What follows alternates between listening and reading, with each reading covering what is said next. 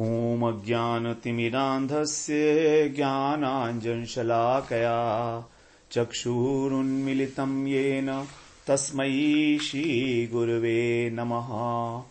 वन्देऽहं श्रीगुरो श्रीयुत्पदकमलं श्रीगुरून् वैष्णवांश्च श्रीरूपं साग्रजातं सहगण रघुनाथान्वितं तं सजीवं साद्वैतं सावधूतं परिजन सहितं कृष्ण चैतन्य देवं श्रीराधा कृष्ण पादान् सहगण ललिता श्री विशाखान्वितांश्च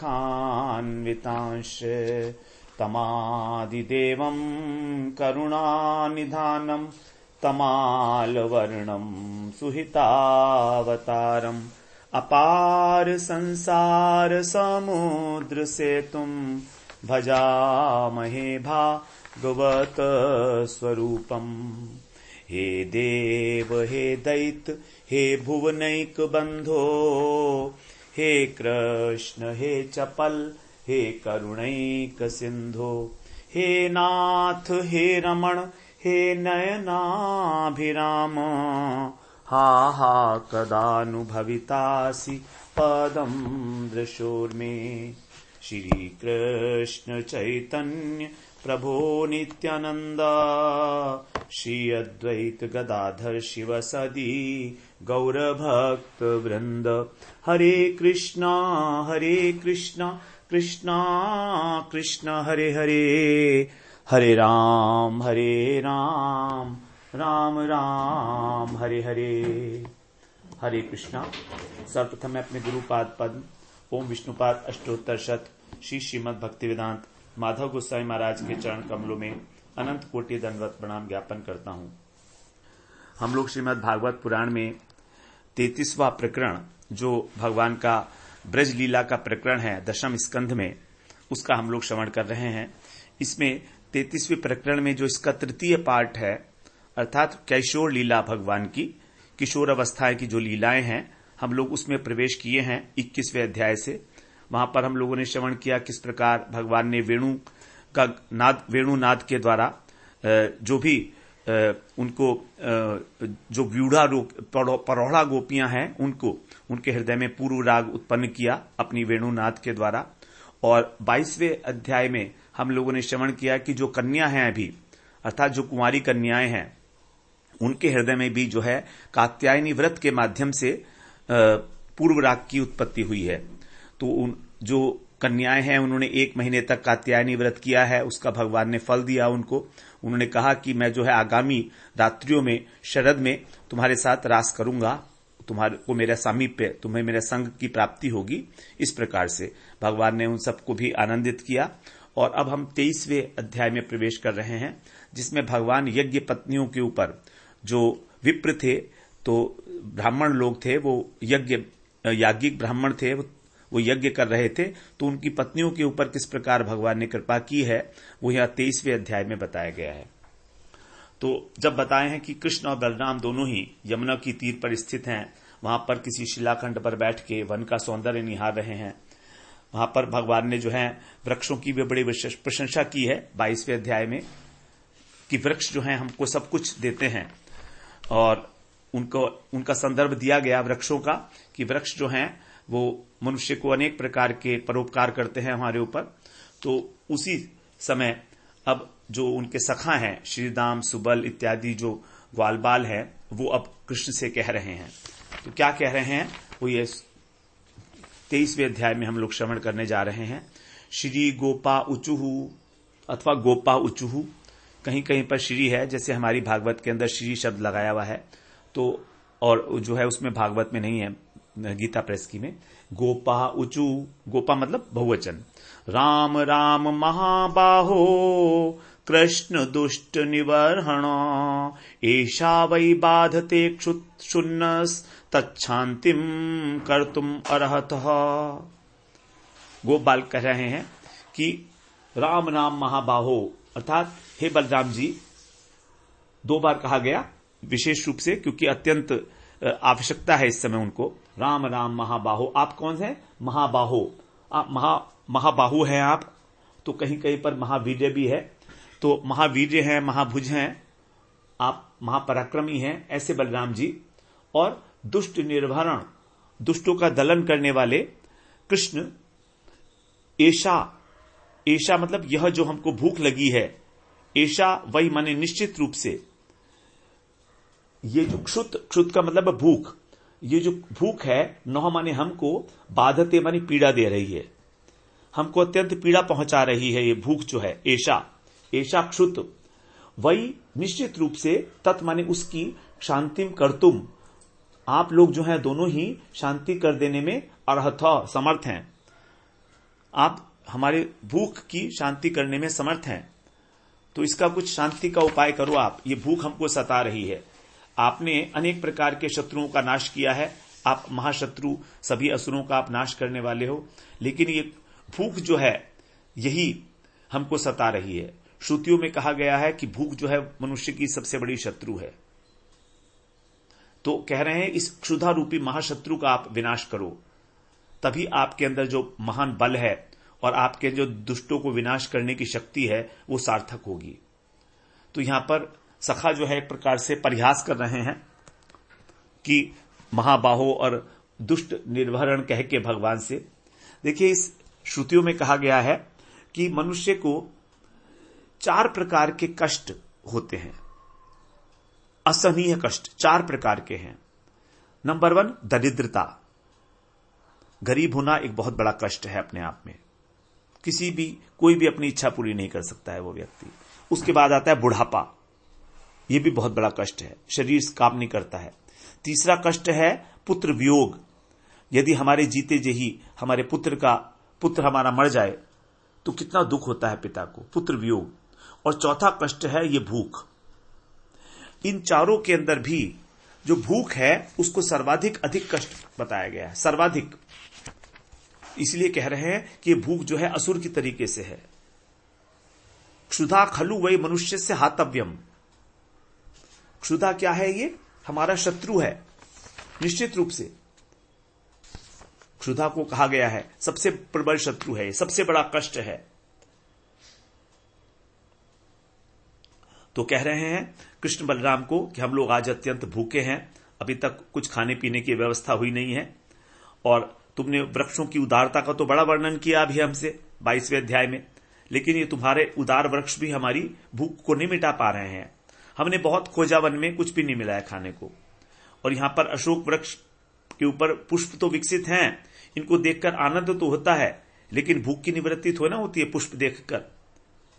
तो आपने हमारी अनेकों बार रक्षा की है अघासुर, बकासुर इत्यादि से, तो आज इस क्षुधासुर, ये जो भूखासुर है क्षुधासुर, इससे भी आप जो है हमारी रक्षा करो, क्योंकि इस भूख के कारण ही मनुष्य अनेक प्रकार के पाप कर्म करता है।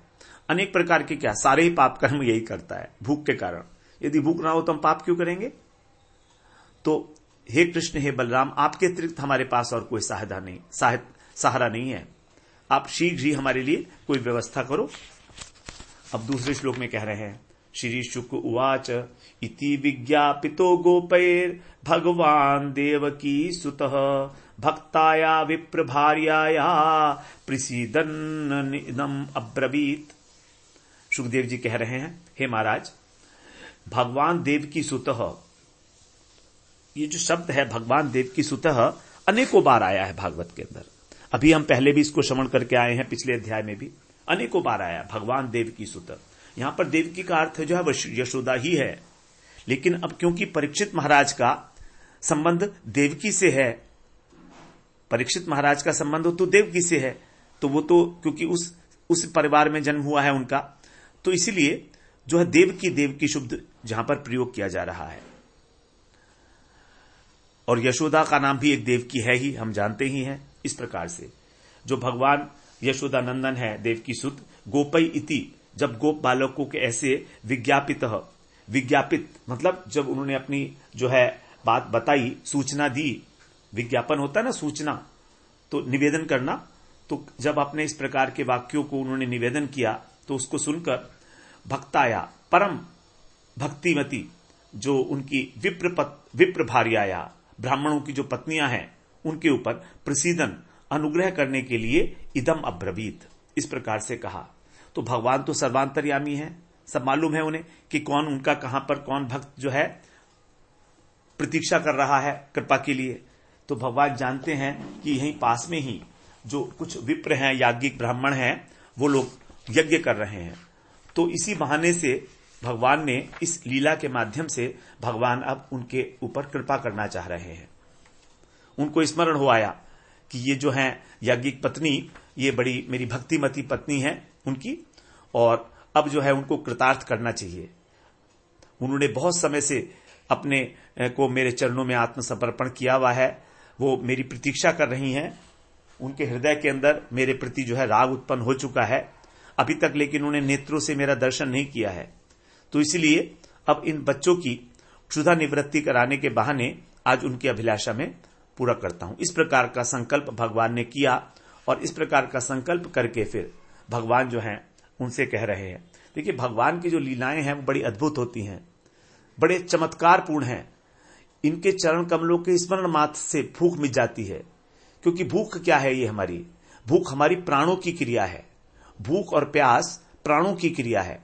और प्राण क्या है? प्राण राजसिक अहंकार से उत्पन्न हुए हैं, अर्थात आत्मा की एक वृत्ति विशेष है, आत्मा का ही एक विकार है प्राण।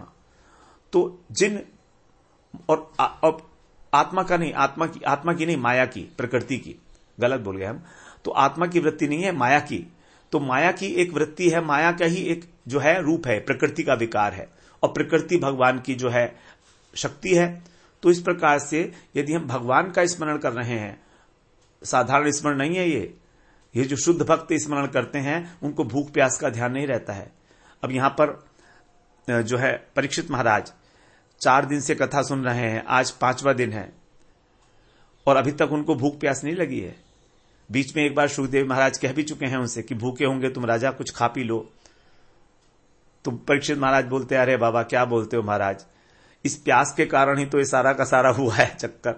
प्यास लगी थी तभी तो मैंने उस ऋषि के गले के अंदर सर्प डाल दिया मरा हुआ, इसी तो मुझे श्राप मिला है। अब कहें की भूख और कहें की प्यास, अब तो 7 दिन बाद जाना ही है। तो इस प्रकार से भगवान चाहते तो कैसे भी उनका निवारण कर सकते थे, लेकिन इस लीला के माध्यम से वो अब उन्होंने संकल्प किया कि मैं उन ब्राह्मण की पत्नियों के ऊपर कृपा प्रकाश करूंगा। ये भगवान की असीम कृपा है। अपने भक्तों को कभी भूलते हैं क्या भगवान? कभी नहीं भूलते हैं। तो यहां पर विप्र भार्याया, इसमें जातिगत रूप से एक वचन का प्रयोग किया गया है। भार्याया इसमें जो है एक वचन है, क्योंकि एक जाति है उनकी, तो इसलिए हैं तो अनेक पत्नियां, एक पत्नी नहीं है, बहुत सारी हैं, लेकिन एक पत्नी, एक वचन का प्रयोग इसलिए किया गया जातिवाचक शब्द होने के कारण। आगे 30 श्लोक में कहते हैं, प्रयात देव यजनम ब्राह्मणा ब्रह्मवादिनः सत्रम आंगिरसम नाम यास्ते स्वर्ग काम्यया। कृष्ण कह रहे हैं अपने सखाओं से कि ब्रह्मवादिनः ब्राह्मणा, अर्थात जो ब्रह्मवादी ब्राह्मण हैं। देखिए यहां ब्रह्मवादी हैं, वेदज्ञ नहीं है, वेदवादी हैं, वेदज्ञ नहीं है।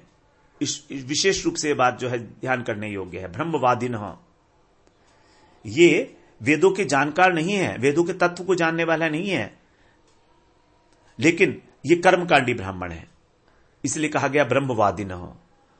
तो इस प्रकार के जो वेदवादी ब्राह्मण हैं वे स्वर्ग काम्यया, स्वर्ग प्राप्त करने की इच्छा से, तभी तो स्वर्ग प्राप्त करने की इच्छा कर रहे हैं, क्योंकि जो वेदों के तत्व को जानते हैं वो तो कृष्ण के अतिरिक्त और कुछ भी नहीं करेंगे, क्योंकि कृष्ण ही एकमात्र वेदों के द्वारा जो है जानने योग्य हैं, और एकमात्र कृष्ण ही जो है उसके परम फल हैं। तो यहां पर तो कहा स्वर्ग काम्यया, अर्थात कर्मकांड। तो स्वर्ग कर जाने की कामना से वे आंगिरसम नाम, एक आंगिरस नाम का जो है यज्ञ है उसका सत्र माने यज्ञ का, आसत्य माने अनुष्ठान कर रहे हैं। इसलिए तुम लोग क्या करो, अब देव यजनम प्रयात, उनकी जो यज्ञ स्थली है वहां पर जाओ, उस यज्ञ स्थली में चले जाओ। तो यहां पर ये जो ब्राह्मण है यद्यपि तपस्या विद्या धर्म इत्यादि से युक्त हैं, लेकिन भगवान के प्रति इनके मन में भक्ति नहीं है। इसलिए ये ब्राह्मण कभी भी जो है भगवान की कृपा के पात्र नहीं है। लेकिन इनकी जो पत्नियां हैं उन्होंने कोई तपस्या नहीं की, तो भी केवल भक्ति के बल पर ही भगवान को प्राप्त किया है। तो वे जो हैं योग्य हैं भगवान की कृपा के लिए, क्योंकि वो प्रेम करती हैं। तो देखिए यहां पर जो है एक ब्राह्मण जाति में उत्पन्न होने, ब्राह्मण जाति के दोनों हैं, ब्राह्मणी भी है और ब्राह्मण भी है, लेकिन तो भी इस प्रकार से तो कह रहे हैं कि तुम्हें चिंता की कोई बात नहीं है, यदि तुम भूखे हो तो वहां पर चले जाओ, और इस वन में तो कोई वृक्ष है नहीं जिसपे फल हो, तो यहां पर तो कोई तुम्हारी व्यवस्था हो नहीं सकती, लेकिन पास में ही कुछ वेदवादी ब्राह्मण जो हैं आंगिरस का अनुष्ठान कर रहे हैं, तो वहां जाकर अन्न की भिक्षा कर लो, तुम्हारी क्षुधा निवृत्ति हो जाएगी। इस प्रकार से कहा। अब चौथे श्लोक में कह रहे हैं, तत्र गत्वोदनम गोपा याचता सस्मद विसर्जितः कीर्तयन्तो भगवत आर्यस्य मम चाभिधाम। हे गोपा अर्थात हे गोपों, गोप सखाओं, अस्मद विवसर्जिता, अस्मद हम लोग, अस्मद विवसर्जिता, हम लोग तुमको भेज रहे हैं। हम लोग कौन? मैं और बलराम जी। तो हम लोग तुमको भेज रहे हैं, इसीलिए तुमको किसी प्रकार का कोई संकोच नहीं होना चाहिए।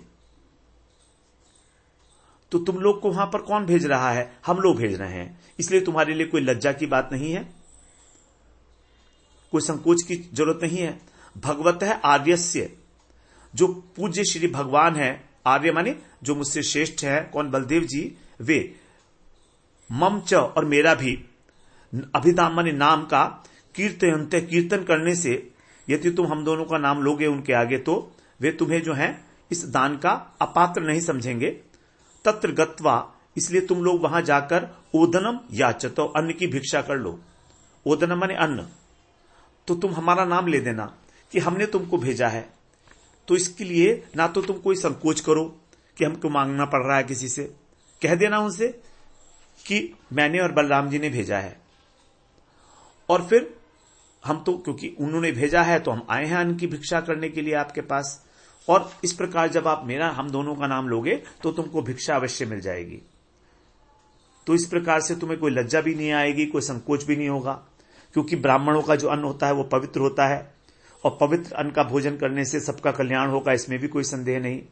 इसलिए तुम तुरंत ही वहां पर चले जाओ। ब्राह्मण लोग बड़े दयालु होते हैं स्वाभाविक रूप से ही, तो वे तुमको जो है कुछ ना कुछ जरूर देंगे, अन्न जरूर देंगे, खाली हाथ नहीं लौटाएंगे। तो यहां पर भगवान जो है उनको वेदवादी ब्राह्मण कह रहे हैं, ब्रह्मवादी ने, तीसरे श्लोक के अंदर। तो वे लोग जो हैं वेद मंत्रों का उच्चारण तो कर रहे हैं स्वर पूर्वक, उदात्त, अनुदात्त इत्यादि, लेकिन वेदों का अर्थ उन्हें स्पष्ट नहीं है, उनका अनुभव नहीं है, क्योंकि वेदों का जो प्रतिपादित विषय है वो है भगवान के चरण कमल की अभिलाषा, भगवान की प्राप्ति। स्वर्ग इत्यादि जो विषय सुख हैं वो वेदों का प्रतिपाद्य विषय नहीं हो सकता, लेकिन ब्राह्मणों को इस प्रकार के अर्थ का कोई अनुभव नहीं है, और वो केवल स्वर्ग की प्राप्ति की अभिलाषा से यज्ञ कर रहे हैं, जबकि यज्ञ पुरुष स्वयं भगवान है। तो यज्ञ जो है अनेक प्रकार से किया जा सकते हैं, कर्मकांड में भी यज्ञ होता है, आर्य समाजी लोग भी सब यज्ञ करते हैं अनेक प्रकार के, लेकिन भगवान का भजन कोई भी नहीं करता है।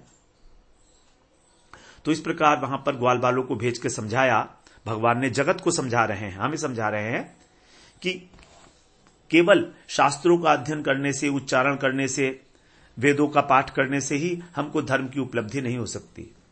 धर्म की उपलब्धि होगी केवल भगवान का निष्काम भाव से भजन करने पर। इसके लिए हम चाहे कितने बड़े बड़े विशाल अनुष्ठान कर लें, जागरण कर लें, भंडारे कर लें, बहुत बड़े बड़े विशाल, कुछ नहीं होगा उससे। इनसे जो है जब इनको भगवान के समर्पित किया जाता है तब हृदय शुद्ध होता है, और यदि किसी कामना वासना से किया जाता है तो ये काम्य कर्म है। तो काम्य कर्म जो है सर्वथा त्याज्य है भक्तों के लिए, अर्थात अपनी कामनाओं को पूरा करने के लिए जो कर्म किया जाता है। तो इससे पहले भगवान ने बताया था वृक्षों की प्रशंसा करके कि वृक्ष समूह किस प्रकार से स्थावर योनि में पैदा हुए हैं और तो भी परोपकार करते हैं। लेकिन यहां पर देखिए, अब जो याज्ञिक ब्राह्मण हैं इनको अन्न नहीं देंगे। तो प्रकारांतर से भगवान ये कहना चाह रहे हैं कि देखो, ये वेद पाठी होकर भी, ब्राह्मण होकर भी परोपकार नहीं करते, जबकि वृक्ष जो हैं वो कितने परोपकारी हैं। तो इस प्रकार से वृक्ष जो हैं इससे श्रेष्ठ हो जाते हैं। वेद मंत्र का उच्चारण और यज्ञ के अनुष्ठान करने से ये वृक्ष भी श्रेष्ठ हो जाते हैं। तो इस प्रकार के तत्वों की शिक्षा हम सबको देने के लिए ही भगवान यहां पर बता रहे हैं। अब 5वें श्लोक में कह रहे हैं, इत्यादिष्टा भगवता गत्वा याचन्त ते तथा कृतांजलि पुटा विप्रान दंडवत पतिता भुवि। भगवता इति आदिष्टा, भगवान के द्वारा इस प्रकार आदेश प्राप्त करके, ते माने वे गोप बालक, तथा, तथा का मतलब यहां पर राम और कृष्ण का नाम लेते हुए, गत्वा उस स्थान पर गए और भूमि दंडवत पतिता, भूमि के ऊपर दंडवत प्रणाम किया गिरकर, युक्त हस्ता हाथों को जोड़ा और फिर याचंत उन ब्राह्मणों से याचना करने लगे, प्रार्थना करने लगे। तो बता रहे हैं कि किस प्रकार से जो है वो कृतांजलि पुटा, अर्थात अपना सुशील नम्रता दिखाने के लिए उन्होंने हाथ जोड़ा है। और फिर याज्ञिक ब्राह्मणों को उन्होंने सोचा कि हमारे ब्रज में जो ब्राह्मण होते हैं उनसे बड़े श्रेष्ठ हैं ये, क्योंकि बड़े अच्छी प्रकार से सब यज्ञ वगैरह कर रहे हैं। तो इस प्रकार से उन्होंने दंडवत प्रणाम किया उनको, लेटकर बिल्कुल एकदम। तो ये विश्वास है उनको कि देंगे, कृष्ण बलराम ने कहा है। तो वे लोग वेद मंत्रों से, अनेक प्रकार के सामग्रियों से यज्ञ कर रहे थे। वहां पर यज्ञ स्थल में सैकड़ों वेदियां थी, हवन कुंड इत्यादि थे, और सभी वेद मंत्रों का उच्चारण कर रहे थे। कुछ अग्नि में आहुति दे रहे थे, कुछ स्तुति कर रहे थे, कुछ सामवेद के मंत्रों का गान कर रहे थे।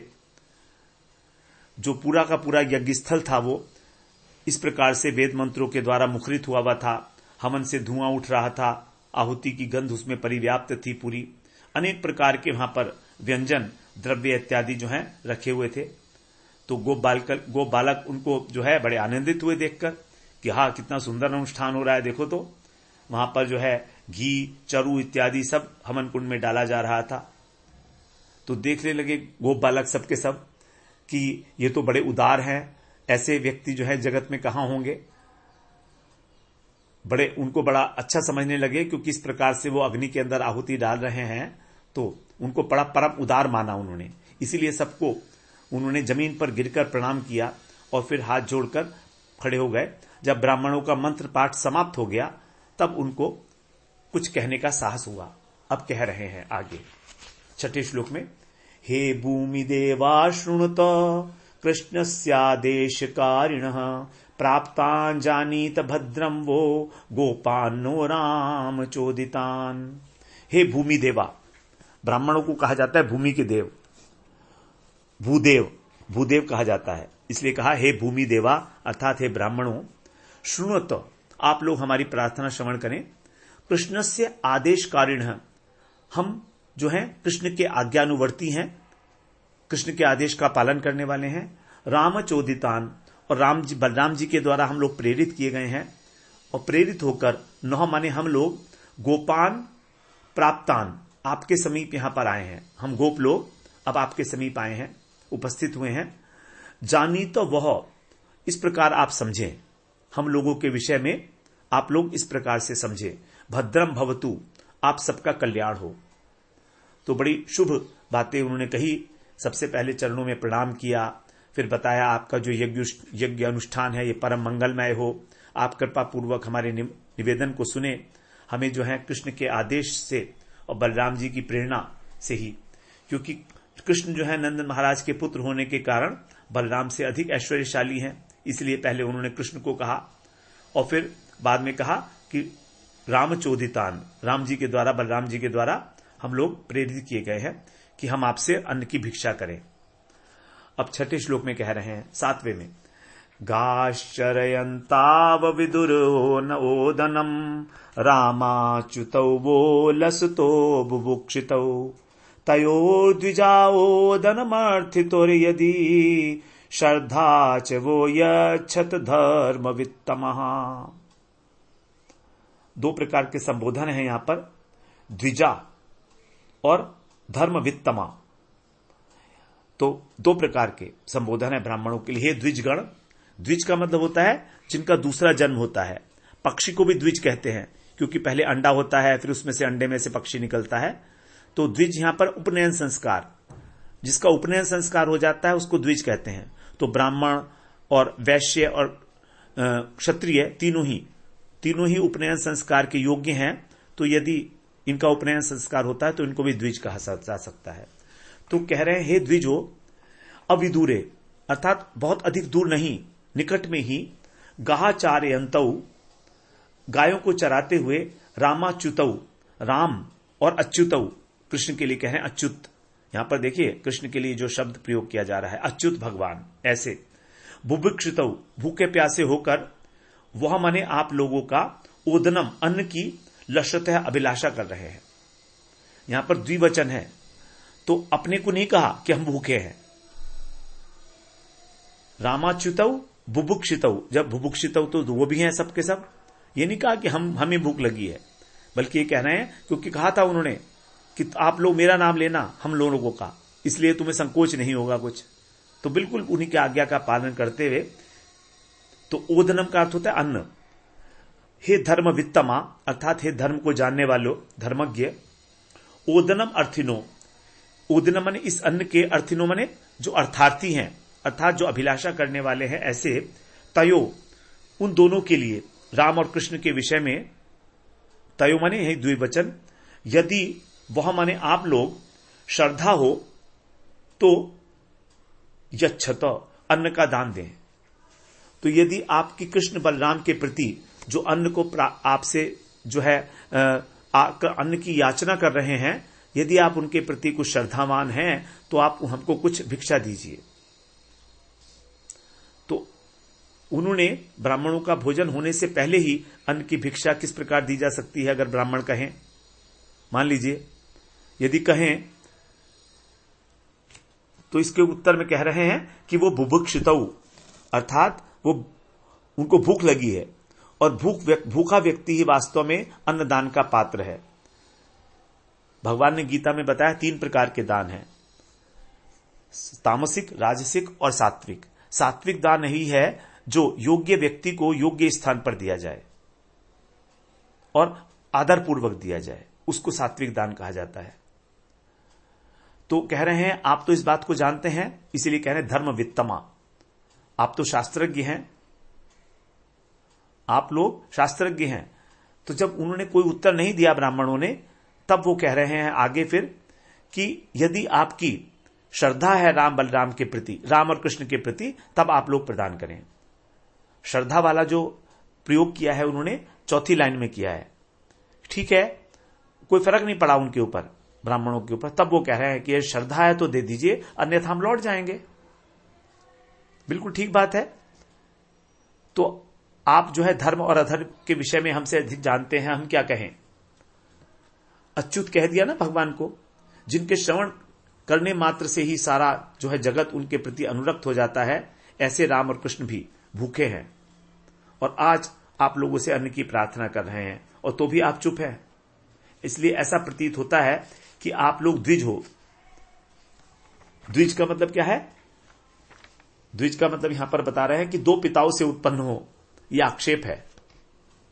द्विज का यह अर्थ नहीं होता है, लेकिन इस प्रकार से कह रहे हैं क्योंकि आपके जो लक्षण हैं वो धर्म के विपरीत हैं। यदि आप धार्मिक होते तो आप तैयार हो जाते देने के लिए। तो इस प्रकार से उन्होंने जो है, ये गोप बालक भी बड़े चतुर हैं, भगवान के सब सखा हैं तो चतुर क्यों नहीं होंगे। तो गृहस्थ के घर से यदि कोई भी व्यक्ति, अतिथि जो है अपना मनोरथ पूर्ण किए बिना लौट जाए तो गृहस्थ के लिए बड़ा अकल्याणकारी होता है, उसका बड़ा नुकसान हो जाता है।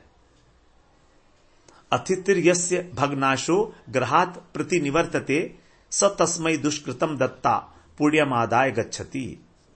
अर्थात यदि घर में कोई अतिथि आए, उसको हम सत्कार ना दें और वो मनोरथहीन होकर लौट जाए, तो वो क्या करता है अतिथि? अपने साथ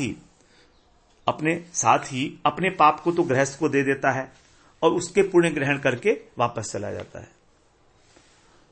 तो यहां पर कह रहे हैं भैया ब्राह्मणों, हम लोग तो गोप हैं, बालक हैं, तो हम लोग आपके आगे धर्म की बातें करें, ये तो केवल एक धृष्टता है और क्या है। और हो सकता है आप यज्ञ कार्य में बहुत व्यस्त हों, इतना धुआं उठ रहा है, आहुति दी जा रही हैं, आपका ध्यान इसलिए हमारे लिए ना गया हो, इसलिए हमने आपसे ये सब कहा है। और विशेष रूप तो यही है कि आप जो हैं, यदि हम वापस लौट जाएंगे तो आप बिना किसी कारण के ही और पाप के भागी बन जाएंगे, आपके पुण्यों का क्षय हो जाएगा। इसलिए ये स्मरण कराना हमारा कर्तव्य था। यदि इसमें हमारा कुछ अपराध हो गया तो आप उसको ग्रहण ना करें। इस प्रकार जब प्रार्थना की ग्वाल बालों ने, तो भी ब्राह्मणों की जो दृष्टि है उसको आकर्षित नहीं कर सके, और वे सबके सब भूखे थे, लेकिन तो भी कृष्ण बलराम के लिए उन्होंने प्रार्थना की, क्योंकि उन्होंने सोचा कि केवल 2 लोगों के ही अन्न दे दें, 2 लोगों के लिए तो दे ही सकते हैं ना। कृष्ण बलराम के लिए तो मांगा था उन्होंने, अपने लिए तो मांगा नहीं था। अब गोप तो वहां असंख्य हैं, तो सबके लिए वो कहेंगे भैया तुम सारा का ले जाओगे तो हम जो है यहां पर क्या करेंगे, तो कहेंगे भैया राम और कृष्ण के लिए दे दो सिर्फ। तो कई सारी बातें यहां स्पष्ट होती हैं। एक तो केवल 2 लोगों के ही अन्न मांगा, फिर यह भी कह दिया कि राम कृष्ण के प्रति ये श्रद्धा है तो दे दीजिए, और धर्म का रहस्य जानते हो आप कि अगर हम वापस लौट गए तो आपके पुण्य का क्षय हो जाएगा। और ऐसे अच्युत जो भगवान है वो आपसे प्रार्थना कर रहे हैं, तो भी आप लोगों की समझ नहीं आ रहा है, उत्तर नहीं दे रहे हो आप। वो भूखे हैं, और भूखा व्यक्ति ही वास्तव में अन्नदान का पात्र है वास्तविक। इतनी सारी धर्म की बातें उन्होंने एक श्लोक में बता दी। अब 8वें श्लोक में कहते हैं, आगे और कह रहे हैं, दीक्षाया पशु संस्थाया सौत्रामण्याश्च सत्तमा अन्यत्र दीक्षितस्यापि नान्नमशनन् हि दुष्यति। दीक्षान्नम न भुंजीत। ये एक ब्राह्मण कह सकते हैं कि जो दीक्षित है, जो ब्राह्मण दीक्षित है, अर्थात यज्ञ का उसने दीक्षा ली हुई है, पूरा करने के लिए संकल्प किया हुआ है, उसका अन्न भोजन करने में दोष होता है, ये एक नियम है। तो ऐसी आशंका करके गोप बालक अपने आप से कहने लगे, हे सत्तमा, अर्थात हे सज्जनों में अग्रगण्य, आप अत्यंत सज्जन हो, श्रेष्ठ हो। दीक्षाया पशु संस्थाया, जो दीक्षा ग्रहण के प्रारंभ से और पशु संस्थाया, जब तक पशु की बलि नहीं दी जाती है यज्ञ के अंदर, क्योंकि यज्ञ के अंदर पशु बलि का विधान होता है ना, तो आरंभ होता है दीक्षा का संकल्प से और उसका समापन होता है पशु की बलि से। तो इसके बीच में यदि सौत्रामन्यः अन्यत्र च दीक्षतस्य, जो सौत्रामन्य यज्ञ है, ये एक विशेष यज्ञ का नाम बता रहे हैं यहां पर। सौत्रामणि यज्ञ का नाम है एक। इस यज्ञ के अंदर विशेष रूप से विधान है कि दीक्षा के प्रारंभ से, अर्थात जब संकल्प किया दीक्षा का और जब तक पशु का वध नहीं किया जा चुका, तब तक उस दीक्षित व्यक्ति का अन्न नहीं ग्रहण करते, उसमें दोष होता है, केवल सौत्रमणि यज्ञ के अंदर। लेकिन इसके अतिरिक्त दूसरे यज्ञ जो होते हैं उनके अंदर इस प्रकार का दोष नहीं होता है। तो यही बात यहां कह रहे हैं कि सौत्रामन्यः दीक्षितस्य, इसके अतिरिक्त अन्नम अश्नन अपि, अन्न का भोजन करने पर भी ही माने निश्चित रूप से न दुष्यति, कोई दोष नहीं होता। अन्यत्र च, तो यद्यपि हम जानते हैं कि सौत्रमणि यज्ञ के अंदर तो दोष होता है, यदि अन्न जो है ले लिया जाए बीच में, लेकिन यदि कोई और यज्ञ है तो कोई प्रकार का दोष नहीं होता। और आप जो कर रहे हैं, आप तो ये आंगिरस नाम का यज्ञ कर रहे हैं, ये सौत्रमणि यज्ञ नहीं है। तो इस प्रकार की आशंका गोप बालक स्वयं कर रहे हैं। गोप बालकों को पता है सब बातें, गोप बालकों को मालूम है, इसलिए आपका अन्न भोजन करने में किसी प्रकार का कोई दोष नहीं होगा, ना तो आपको दोष लगेगा और ना ही हमें दोष लगेगा कोई। इसलिए इस बात से आप निश्चिंत हो जाएं। तो कह रहे हैं कि आपका जो अनुष्ठान हमने देख लिया और हमें समझ में आ गया कि आप सौत्रामणि यज्ञ में दीक्षित नहीं हैं, बल्कि आप आंगिरस नाम के यज्ञ कर रहे हैं।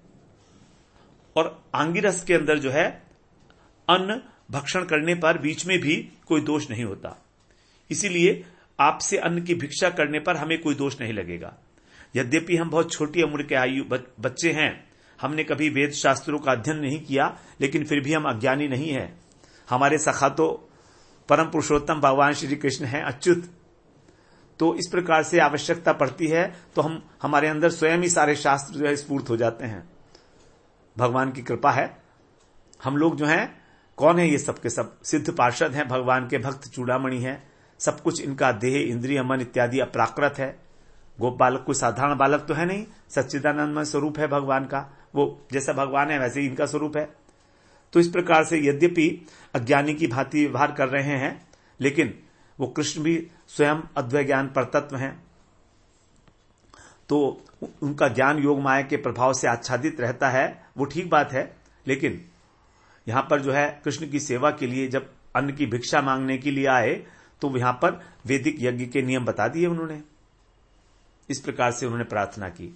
अब 9वें श्लोक में कह रहे हैं, इति ते भगवत यांचाम शृण्वन्तो शुश्रुषु क्षुद्राशा भूरि कर्माणो बालिशा वृद्धमानिनः। क्षुद्राशा, आप लोगों की जो आशा है अत्यंत क्षुद्र है, स्वर्गलोक को प्राप्त करना चाह रहे हो। तो जो है स्वर्ग की जो आशा है क्षुद्र है, भूरि कर्माण है, और इसके लिए बड़े बड़े कर्म कर रहे हैं, बहुत बड़ा यज्ञ किया जा रहा है। तो वे क्या कर रहे थे? ब्राह्मण स्वर्ग इत्यादि की क्षुद्र आशा से बड़े कष्टमय यज्ञ कर रहे थे, भूरि कर्माणों, जो अत्यंत कष्टकारक हैं। वे बालिशाह, वे बालिश हैं, अर्थात ज्ञान की दृष्टि से ये सब ब्राह्मण बालक हैं, तत्व ज्ञान की दृष्टि से मूर्ख हैं। वृद्ध मानिन है, लेकिन अब तो को बड़े जो हैं ज्ञानी मानते हैं, वृद्ध मानते हैं, बुद्धिमान मानते हैं। ते माने उन ब्राह्मणों ने इति गोपाल कथिताम, इन गोप बालकों की बातों को शृण्वन्तः, सुनकर भी न शुश्रुवु, सुना नहीं। तो अब जो है यदि हम कहें कि ब्राह्मणों ने इनकी बात जो है क्यों नहीं सुनी, क्योंकि ये तो शास्त्र को जानने वाले हैं, तो कह रहे हैं वास्तव में शास्त्रज्ञ नहीं है। ये शास्त्रों का अध्ययन किए, अध्यापन करा रहे हैं, तो भी मूर्ख है, क्योंकि इन्होंने जो है केवल स्वर्ग इत्यादि की कामना की है इस यज्ञ के द्वारा, और अपने को जो है वृद्ध मानिना, अपने को बुद्धिमान मान रहे हैं। बुद्धिमान ना होते हुए भी स्वयं को बड़ा बुद्धिमान मान रहे हैं। इसीलिए इन लोगों ने जो है ग्वाल बालकों की बात, प्रार्थना को सुना ही नहीं, सुनकर भी अनसुना कर दिया, और उसी प्रकार से यज्ञ के अनुष्ठान में लगे रहे। उनसे वार्तालाप करने तो बहुत दूर की बात है, एक बार उनकी ओर नजर उठा के भी नहीं देखा। इतने मूर्ख हैं, इस व्यर्थ के काम में स्वर्ग की प्राप्ति के लिए और बड़े बड़े काम कर रहे हैं, जबकि साक्षात कृष्ण इनके द्वार पर आए हैं, इनसे मांग रहे हैं। तो स्वर्ग जो है वो क्या है? अनित्य है। उसके लिए आंगिरस नाम का विशाल अनुष्ठान किया जा रहा है, और जो स्वयं भगवान है, जो वेदों के प्रतिपाद्य विषय हैं, उनकी उपेक्षा करके वेद मंत्रों का पाठ कर रहे हैं। तो जबकि भगवान को तो भक्ति पूर्वक चाहे पत्रम पुष्पम फलम त्वयम इतना सा ही दे दो तो भगवान प्रसन्न हो जाते हैं। तो इस पत्रम पुष्पम फलम त्वयम की तुलना में उससे जो हमको फल प्राप्त होता है भगवान का प्रेम, उसकी रेस्पेक्ट में जो ये स्वर्ग इत्यादि हैं, ये तो करोड़ों करोड़ों यज्ञ अनुष्ठान करते रहो तो भी व्यर्थ हैं, अत्यंत तुच्छ हैं। इसीलिए यहां पर सुखदेव जी कह रहे हैं कि क्षुद्र आशा, अत्यंत क्षुद्र आशा को लेकर ये जो है तत्पर हुए हैं उस यज्ञ के अनुष्ठान में। तो हम लोग इसके आगे 10वें श्लोक से अगले सत्र में श्रवण करते हैं। वांछा कल्पतरुभ्यश्च कृपा सिंधुभ्य एव च पतितानां पावनेभ्यो वैष्णवेभ्यो नमो नमः।